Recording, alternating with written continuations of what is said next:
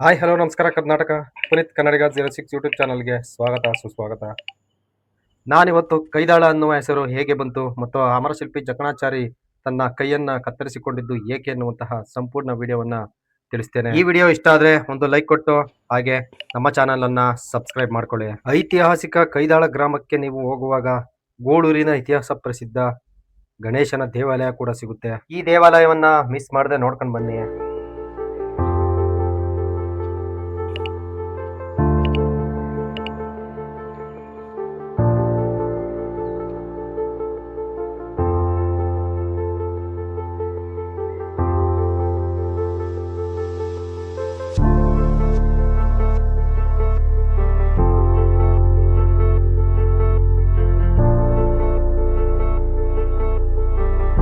ತುಮಕೂರು ಜಿಲ್ಲೆಯ ಐತಿಹಾಸಿಕ ಸ್ಥಳವಾದಂತಹ ಕೈದಾಳಕ್ಕೆ ನಾವಿವತ್ತು ಬಂದಿದ್ದೀವಿ.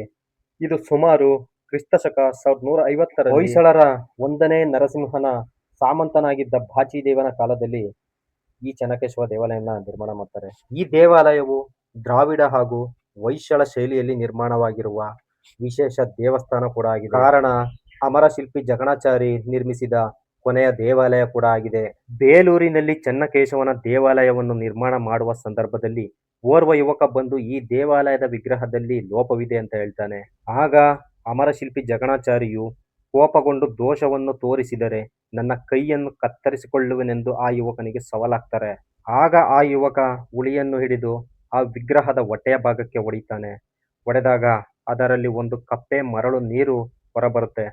ತಕ್ಷಣ ಅಮರಶಿಲ್ಪಿ ಜಕಣಾಚಾರಿಯು ತನ್ನ ಬಲಗೈಯನ್ನ ಕತ್ತರಿಸಿಕೊಳ್ತಾರೆ. ಆ ನಂತರ ಆ ಯುವಕ ತನ್ನ ಮಗ ಡಂಕಣಾಚಾರಿ ಎಂದು ತಿಳಿಯುತ್ತೆ. ಕೊನೆಗೆ ಮಗನ ಜೊತೆ ತನ್ನ ಹುಟ್ಟೂರು ಕ್ರೀಡಾಪುರಕ್ಕೆ ಬಂದು ಇಲ್ಲಿ ಇಬ್ಬರೂ ಸೇರಿ ಚೆನ್ನಕೇಶವನ ದೇವಾಲಯವನ್ನು ನಿರ್ಮಿಸ್ತಾರೆ. ಹಾಗೆ ಅಮರಶಿಲ್ಪಿ ಜಕಣಾಚಾರಿಯು ಕತ್ತರಿಸಿಕೊಂಡ ಬಲಗೈ ಪುನಃ ಮರಳಿ ಬರುತ್ತೆ.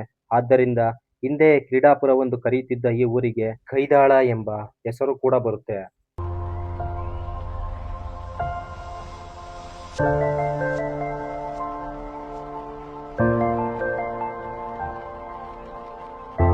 ಮಕರ ಸಂಕ್ರಾಂತಿಯ ದಿನದಂದು ಸೂರ್ಯಾಸ್ತದ ಕಿರಣಗಳು ಚೆನ್ನಕೇಶವನ ಎದುರಿಗಿರುವ ಗರುಡ ಮೂರ್ತಿಯ ಕಿವಿಯ ಕೆಳಭಾಗದಿಂದ ಮುಖ್ಯ ದೇವಗುಲದ ಗೋಡೆಯಲ್ಲಿನ 2 ರಂಧ್ರಗಳ ಮೂಲಕ ದೇವಾಲಯದ ಒಳಗೆ ಪ್ರವೇಶಿಸಿ ಚೆನ್ನಕೇಶವನ ಮೂರ್ತಿಯ ಪಾದವನ್ನು ಸ್ಪರ್ಶಿಸುವಂತೆ ಈ ದೇವಾಲಯವನ್ನು ವಿಶೇಷವಾಗಿ ನಿರ್ಮಿಸಲಾಗಿದೆ. ಈ ದೇವಾಲಯಕ್ಕೆ ಉತ್ತರ ಮತ್ತು ದಕ್ಷಿಣ ದಿಕ್ಕುಗಳಿಂದ 2 ಪ್ರವೇಶ ದ್ವಾರಗಳಿವೆ. ಚೆನ್ನಕೇಶವನ ಮೂಲ ವಿಗ್ರಹ ಸುಮಾರು 5.1 ಅಡಿ ಎತ್ತರವಿದ್ದು 21 ಅಡಿ ಎತ್ತರದ ಪೀಠದ ಮೇಲೆ ಸ್ಥಾಪಿತವಾಗಿದೆ.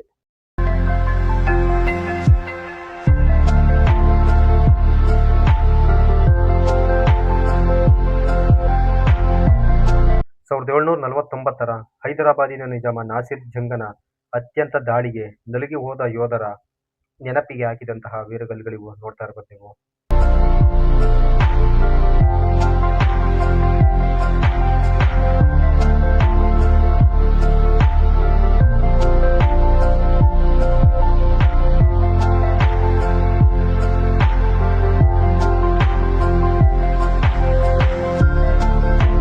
ಇದು ಗಂಗಾಧರೇಶ್ವರನ ದೇವಾಲಯ.